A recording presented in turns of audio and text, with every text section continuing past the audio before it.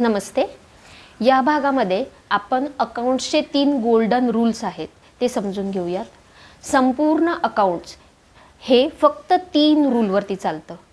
मग ते तुम्ही एक छोटंसं अकाउंटिंग करा एखाद्या छोट्याशा कंपनीचं किंवा एखाद्या मोठ्या पब्लिक लिमिटेड कंपनीचं करा.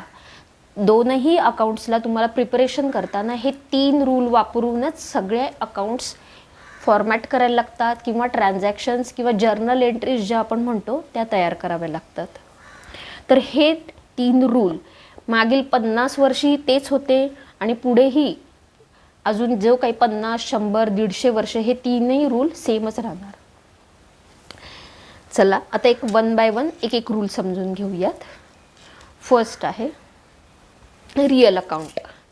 तर रिअल अकाउंट म्हणजे काय? जे काही आपल्याला डोळ्यांना दिसतं, मग ते लँड, बिल्डिंग, प्लांट, मशिनरी त्याच्याशी रिलेटेड आहे. मग तो रूल सांगतो debit what comes in, credit what goes out. म्हणजे डेबिट त्याला द्या जे तुमच्या बिझनेसमध्ये येत आहे आणि क्रेडिट त्याला द्या जे तुमच्या बिझनेसमधून जात आहे.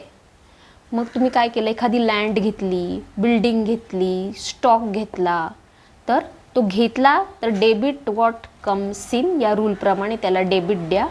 आणि तेच एक्झॅक्टली अपोजिट केलं, तुम्ही लँड विकली, बिल्डिंग विकली, स्टॉक विकला, तर क्रेडिट त्याला द्या, क्रेडिट व्हॉट गोज आउट. म्हणजे क्रेडिट जेव्हा ते जे तुमच्या बिझनेसमधून जाईल तेव्हा द्या.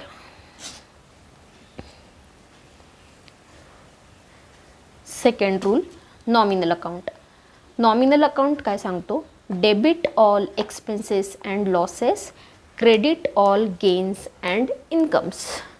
म्हणजे जे काही बिझनेसमध्ये येणारे खर्च आणि लॉसेस आहेत त्याला डेबिट द्या आणि बिझनेसमध्ये जे काही तुम्हाला इन्कम मिळेल किंवा गेन होईल, फायदा होईल त्याला क्रेडिट द्या.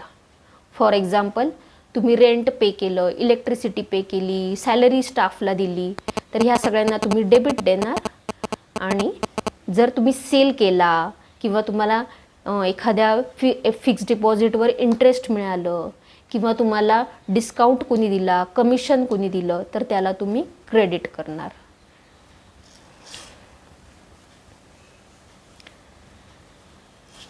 तिसरं आहे personal account. Debit the receiver, credit the गिवर. तर पर्सनल ह्या वर्डवरनंच आपल्याला कळेल हा आहे जो एखाद्या पर्सनशी आपण ट्रान्झॅक्शन केलं. म्हणजे जेव्हा जेव्हा आपण एखाद्या राम, गोपाल शर्मा किंवा राम, लक्ष्मण, सीता, हनुमान यांना सगळ्यांना मी जर का उधारीवरती माल दिला आणि इन फ्युचर मला त्यांच्याकडनं पैसे येणार असतील तर मी त्यांना डेबिट देणार. Debit the receiver. ज्यांच्याकडनं तुम्हाला इन फ्युचर पैसे मिळणार आहे त्यांना रिसिवर, त्यांना डेबिट द्या. आणि क्रेडिट द गिवर म्हणजे ज्यांना ज्यांना इन फ्युचर तुम्हाला पैसे द्यायचेत तर त्यांना क्रेडिट द्या. मग डेबिट साईडला तुम्हाला सगळे डेबिट साईडला सगळे तुम्हाला डेटर्स दिसतील आणि क्रेडिट साईडला सगळे तुम्हाला क्रेडिटर्स दिसतील. हे 3ही रूल मी एका सोप्या ह्याच्यामध्ये मांडलेले आहेत, ते आपण बघूयात. थोडक्यात काय तर ॲसेट आणि एक्सपेन्सेस हे जेव्हा जेव्हा वाढतील तेव्हा तेव्हा त्यांना डेबिट द्या आणि जेव्हा जेव्हा ॲसेट आणि एक्सपेन्सेस कमी होतील त्यांना क्रेडिट द्या. सिमिलरली लायबिलिटी, कॅपिटल किंवा रेव्हेन्यू जेव्हा जेव्हा तुमचं वाढेल तेव्हा क्रेडिट द्या आणि लायबिलिटी, कॅपिटल, रेव्हेन्यू जेव्हा जेव्हा कमी होईल तेव्हा त्याला डेबिट द्या. हे मी एक ॲरेथमॅटिकल फॉर्मॅटमध्येही मांडलेलं आहे. सेम तीनही रूल आपण ह्याच फॉर्मॅटमध्ये ॲरेथमॅटिकली असे मांडू शकतो. हे थोडंसं सोपं होईल त्या सोयीनुसार म्हणून मी हे मांडलेलं आहे.